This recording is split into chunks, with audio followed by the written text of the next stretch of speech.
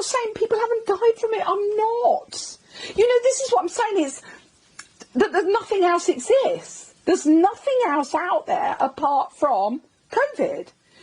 So the thing is, what I'm struggling with is the effect. Am I allowed? Do you want me to start? You're on your way. Carry on. So I've been a nurse for 40 odd years, right? Now, we've tried for 40 years since I've been a nurse and long before that to try and stop people dying, right? But we can't. Okay, so it's a fact of life and death that people die. So what my big problem is the things that we cherished when I started nursing. So the values of nursing. So things like dignity, choice, compassion, empathy. The things that are really important to me have gone out the window. Now, for instance, so when I went back into nursing, because I thought, do you know what? My teaching's not going to last. I've got to work. I still had my PIN number. Yeah. So I was still working as a consultant as well and still doing the odd nursing procedure.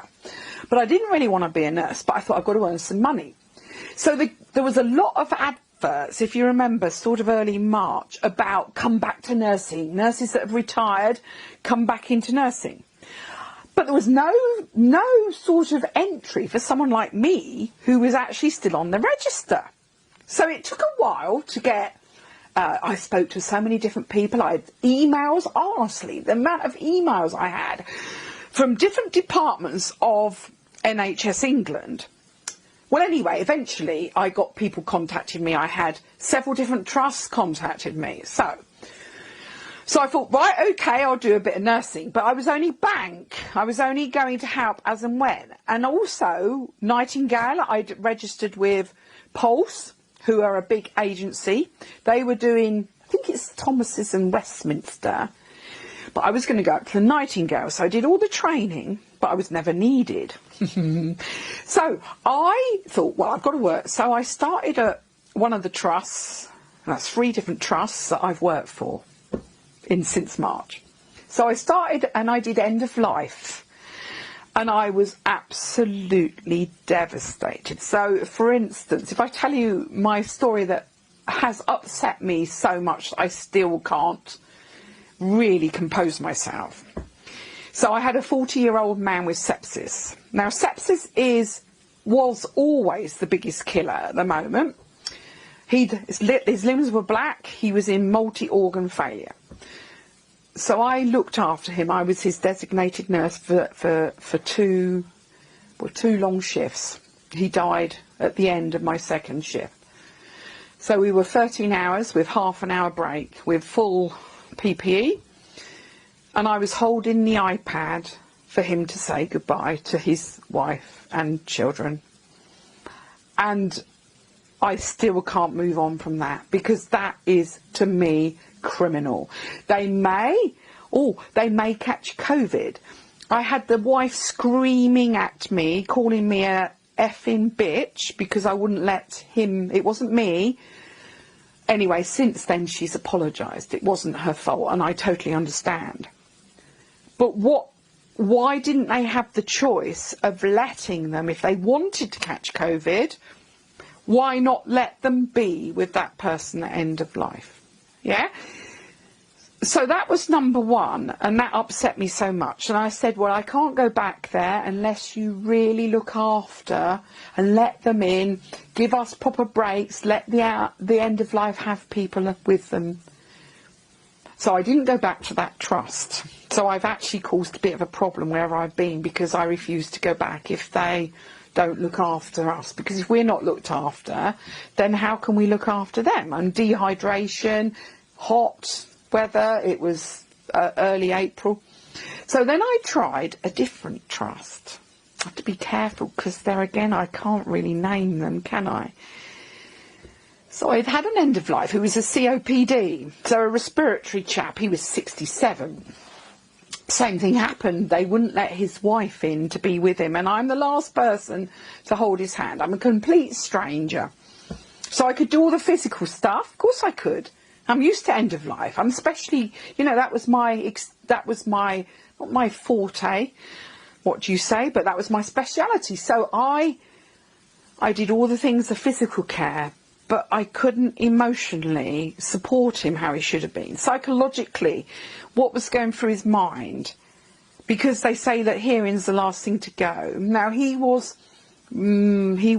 more semi-conscious when I was trying to moisten his lips, do the mouth care, do his pressure area care, creaming his skin, all the things that physically I could do, but emotionally his wife should have been with him. And so that was that. So I thought, right, I can't do end of life anymore. So then I went to another trust on the bank, did the same training again. So I've done so much training online. I worked on a COVID ward as a bank nurse, not one COVID patient. So I thought, fine, I'm lucky. The nurses were so alien to me because obviously I'm older, I'm only bank. The masks present a communication problem. So I had a lady who was so distressed. She was 89. She pulled my mask down and stroked my face. And she said to me, life is not worth living. How many paracetamol will it take to finish me off? Because I can't carry on like this, not being with my family. So I went to the ward sister, who was probably about 28, 30. She looked at me as I was a lump of... and said, what do you want me to do about it? And I said, well, can I please talk to the safeguarding team, who were not at work? But she said she'd send them an email, which I don't know if she ever had a response. And I then asked if I could phone somebody, and I was denied that because they're working from home. So I don't know if they ever answered, because bearing in mind I'm bank, so I wasn't actually belonging to that ward. So this lady... oh, and I got humiliated by the ward sister in front of all the staff, all the rest of the patients, because infection control, I had allowed this lady to stroke my face and I'd cuddled her. So that was another instance. So I got to the stage where I thought, do you know what? Plus, well, then the lockdown eased. So then I thought, right, my teaching's picking up, I'll be fine. I can go into nursing homes and care homes, residential, because I still had apprentices. I've got apprentices. Well, actually, I finished them now because I worked really hard in the summer.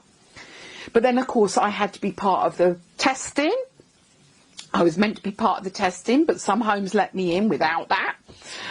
But then I had several other elderly people who knew me. A lot of them knew me anyway, because I've got a good relationship with certain care homes in this area.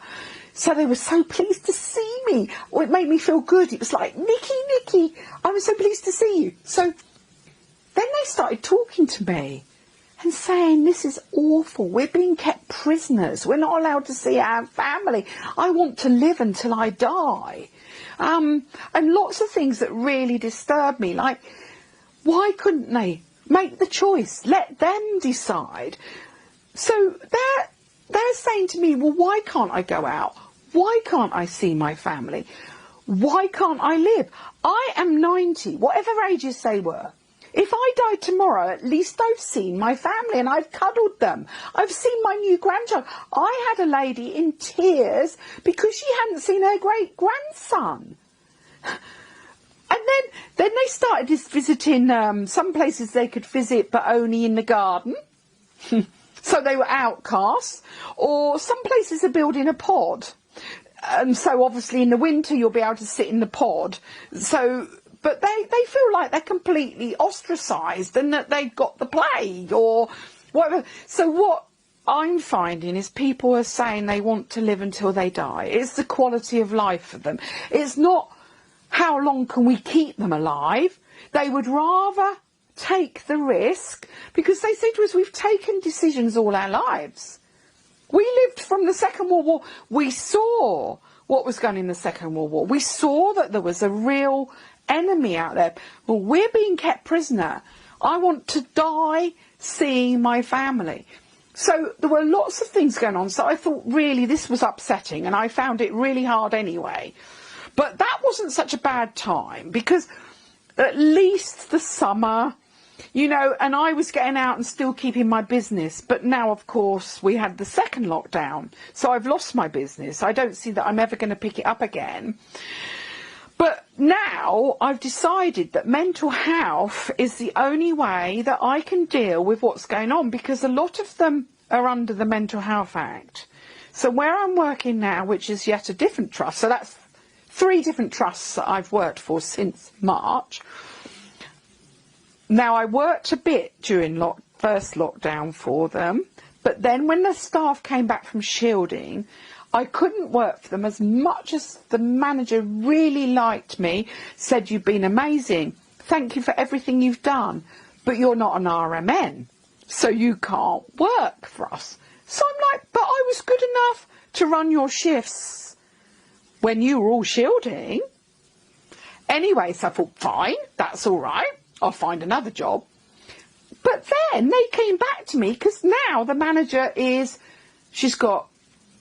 she's very poorly. So I can work again.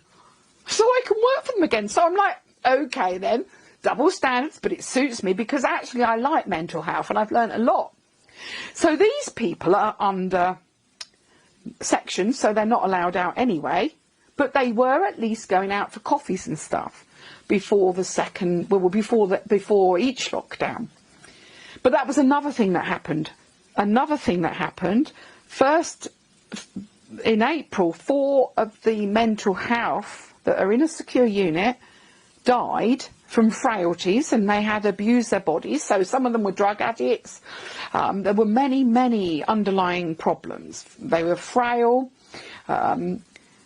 They actually died, but they were put down on the death certificates as COVIDs, because they had no family members to actually stand up and say, "Oh, hang on a minute, this isn't right." So they were taken away in full hashmats. So the undertakers came in, and the coroner we informed, but the coroner didn't come and see them. So I found that very odd, because I hadn't even had a test. Testing wasn't up and running by then. So that was another thing. But I just don't feel I can be a nurse anymore, because we've lost the compassion, the empathy, the sensory losses as it is, cannot see us properly. And I know a young nurse said to me, "Well, you can smile with your eyes." And I thought, well, yeah, okay, fine, but not the same extent as a smile. And when you smile at someone, it heals so much. So what I'm finding, it's my experience as a nurse, all the things that I valued, that I feel is part of the holistic, whatever you like to call it, the whole person, caring for someone, it's not there. The things that we were trained, and the things that we have mandatory training on now, we have mandatory training on the Mental Capacity Act. We have on choice, dignity. It's all gone out the window. Human rights. So if somebody wants to see their family, let them live. Let them make that decision. If they want to take the risk, let them. When on the government it says, Whitty and the other person, they say, protect the NHS. I won't have any of that, because the NHS is there to protect the public. We are there to serve the public. What I've seen has been no busier than any other time. We always work hard. And this clapping for the NHS, when all that started, I thought, yeah, okay, that's very nice. But never before have we had that. It felt false, because actually we're doing a job. So, and nurses have got gifts. They've even had GoFundMe pages. And there's lots of things happening that actually we weren't allowed to do when I started nursing. So it's as though our code of conduct has gone out of the window, because let's advertise and get lots of gifts. And I'm not saying that was quite nice to have gifts, but somehow it all seems very false, because now that all goodwill to all the nurses and all the TikTok videos that I don't quite know how they had time to do if they were really busy, it's all gone now, because people are not quite feeling the same way, I feel. But I'm actually ashamed to be a nurse, if I'm honest. I now do not want to admit to anyone that I'm a nurse, because it makes a sham of everything I ever was, everything I ever did. If you can deprive people of things that heal their soul, then we've lost humanity.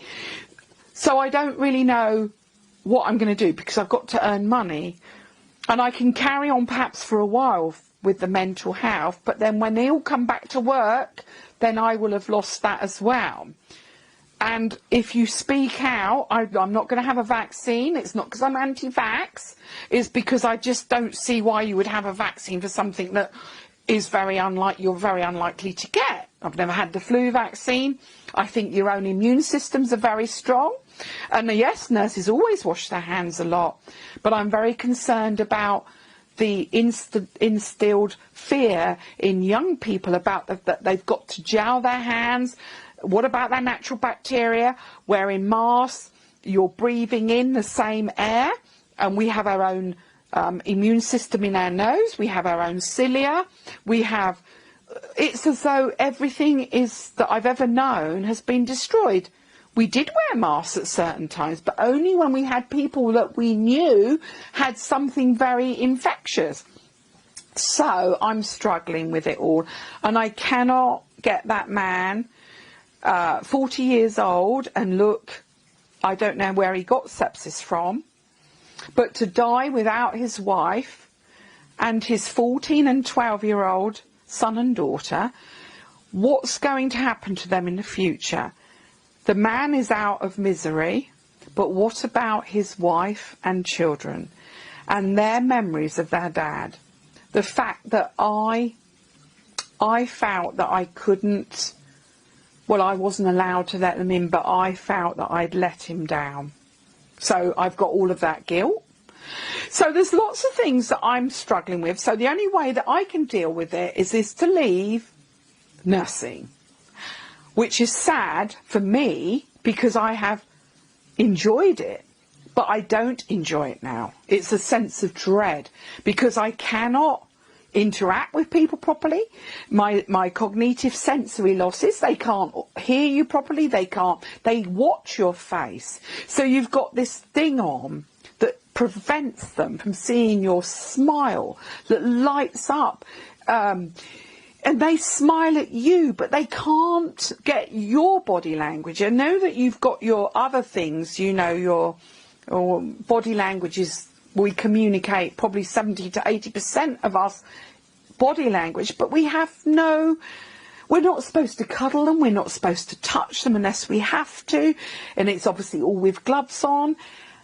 And I'm afraid I will do that. If someone wants a cuddle, I'm going to give them a cuddle. So that's how I feel. So I'm demoralised, I'm distressed, I can't sleep, I can't rest. I'm so wound up about what's happening, and I just feel very very bad when you think of all the years we've seen some horrendous things over the years. I mean, we've nursed all sorts of patients, and that was our job. We didn't expect anyone to clap for us, but at least their family could be with them. They would have the choice if they wanted to self-discharge, if they wanted to take different treatments. People that we're seeing have come in late to treatment because they don't want to overload the NHS, so they've been brainwashed, so they've kept at home, they've stayed at home with their condition. People have died from lack of treatment because they don't want to overwork the NHS. I mean, we've forgotten that everyone else, people die from other things. Where are all the other deaths? All we hear is it's COVID. If you've been tested within 28 days. But the thing is, it's not an accurate test. A lot of people don't even know they've had it. I've had my antibodies done at a certain trust. I've had COVID. I wasn't even ill. So I'm like, well, what? So I'm just, I don't know where it's, I'm sorry, I don't know where it's all going, and I can't carry on like this. So I have to give up nursing. And I feel it's a terrible end to a distinguished career. And I'm a brilliant nurse. I will say I'm a brilliant nurse, which looks a bit cocky. But I know that people have far more needs than physical. They have their emotional needs, they have to be nurtured, they have spiritual, what's important to them, whether it's nature, whether it's their family, whether it's music. So all of their end-of-life plans have gone out the window. So all the things that I did in my end-of-life course was to discuss their end-of-life care plan with them. What would you like at the end? None of that's happening. They've said, I want my family with me. I don't know. Now that I know they've put steps in that you can go in, one can go in with PPE on, but that's not the same as having flesh and blood next to you, your own kin. I don't know. Nursing homes, I really worry about that because there's a big rights for residents movement, and they are now fighting. You know, some people haven't seen their relative for 9 months or longer, and then Chris Whitty's saying if you see Granny at Christmas, then expect to bury her in January. I mean, what sort of blackmail is that? That's what he says. So we've got all of that psychological. You've got your elderly saying, I want to live until I die, but not wanting to put a burden and not thinking that they might spread it to their relatives. You've got relatives saying, oh, I better not go in and see because I don't want to put them at risk. But no one's communicating because actually they want the risk because they want to live and have some fun. So I don't know, but I cannot live a lie. So I've got to be true to myself from now on.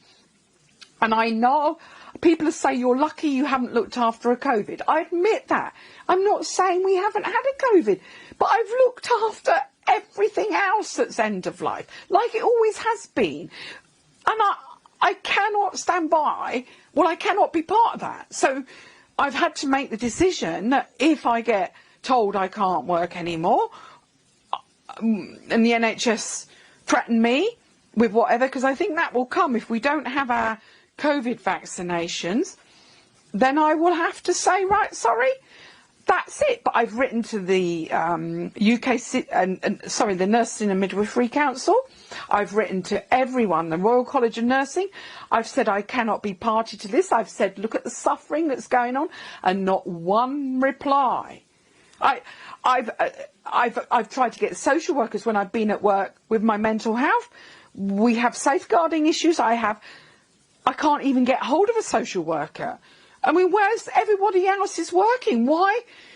You know, we're still working and doing our best, but all the things that we had to report are not being followed up on now.